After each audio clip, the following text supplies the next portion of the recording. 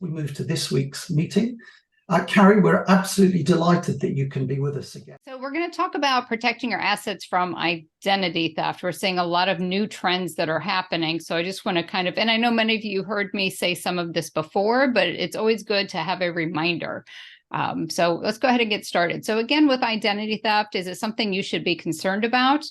Well, just in case, if you didn't remember, if it's the first time you heard me saying this, you can buy an identity online for 25 cents. That includes a name, address, date of birth, and social. So identity theft, it's not a matter of if it's going to happen to you. It's a matter of when. It will happen at some point in time. The reason I can say that confidently is over 1 billion records were exposed last year alone.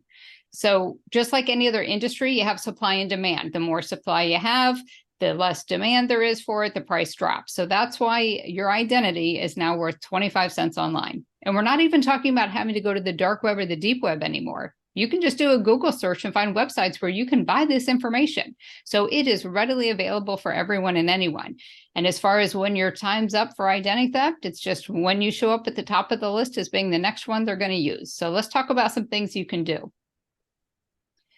So what is identity theft? Most people still today think it's bank accounts and credit cards. Actually, it's much more than that. And like I said, it's more than a financial threat.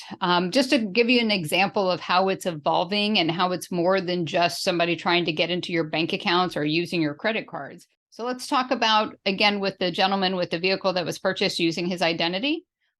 The other thing we're seeing a lot of incidents on this is account takeover. That's when someone takes over one of your current online accounts. We see it primarily for financial accounts, your bank accounts, your credit card.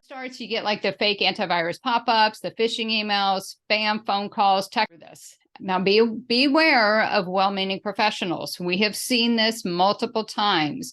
When most people are a victim of identity theft, they go to their attorney or they go to their financial person. Those are the two that they usually go to.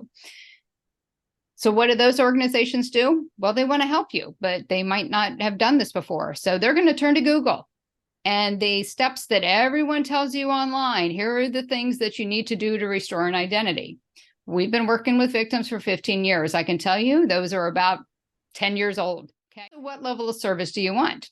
Do you want to have a call center where every time you call in, you have to tell exactly what happened and start all over from scratch again? Or you're talking to somebody, you have no idea where the world they are, but you're giving them all of your sensitive information?